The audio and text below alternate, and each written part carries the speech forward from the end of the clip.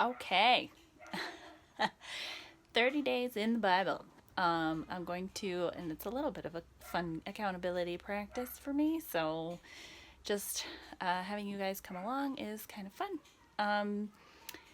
So, I thought I knew a lot about the Bible, and I thought I knew more about the Bible. And as I'm trying to uh, shred the Bible, um, in 30 days, I realize I know absolutely nothing, especially about the Old Testament. I'm on my third day and already in Numbers.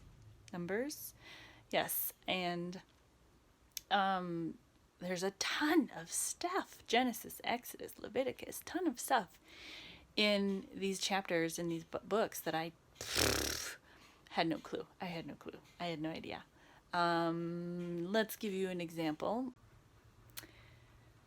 Like, for example, was how often God spoke audibly to the people. He even spoke audibly to Cain, who was a mega sinner. you know, I want that. I want God to speak audibly to me, and even though I feel like a crappy human being. And like, what else? Well, the book of Leviticus is just gross. I know that I'm not supposed to say stuff like this. This is why I say, please don't write me if you're some kind of theologian who's like, Leviticus is beautiful with all the pieces and entrails and all of this other stuff with the sacrifices. And like other stuff. What? Aaron's sons being consumed by fire, like burned to a crisp, totally Indiana Jones opening the ark, sort of melt your face off kind of thing, because they simply started a profane fire.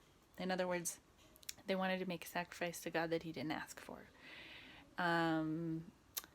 Very interesting is Molek, or I'm trying to be all Hebrew about it, but there's a god, Molek or Molek, who demands child sacrifices. And apparently, I mean, if God had to say, do not make your descendants pass through the fire of Molek, probably meant that they were doing that. Don't you think? Yes, and it's mentioned a couple of times. I feel like Molek is made his grand reappearance in the form of abortion, but we're not allowed to talk about that stuff. What else is really, really great? Numbers 6, chapter 6. Yeah, this is where I go. Yeah, I'm a terrible Christian. I should have known this. We talk about Nazarites and all of this, and I guess I had no idea who they were or what they were, because they're not even mentioned very much. I mean, I recognize it, maybe because of Nazareth. I don't know. But in number 6, it talks about how you can take this vow, and that makes you become a Nazarite.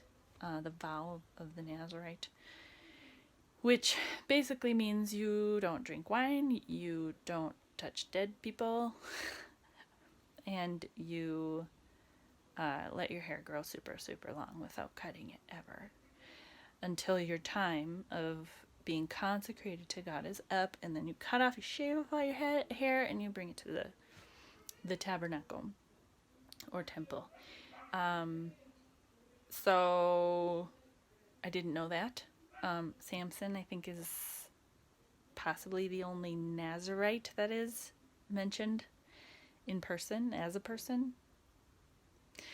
And the New Testament has examples of Paul took the vow. He took the vow of the Nazarite 2 times. And why would he do that? Why would he consecrate himself to the Lord according to the Old Testament? I don't know. So maybe it's something that we can do these days. I don't know how to avoid. I mean, it's pretty easy these days to avoid wine. Grow out your hair super long, and maybe dead people during this time is kind of a little toss-up. But the idea is being consecrated and set apart for God. And to me, that sounds good. Sounds like a noble, worthy thing. So here I am, reporting to you. I am on my 3rd day in Numbers. I have to finish the book of Numbers yet today, so wish me luck.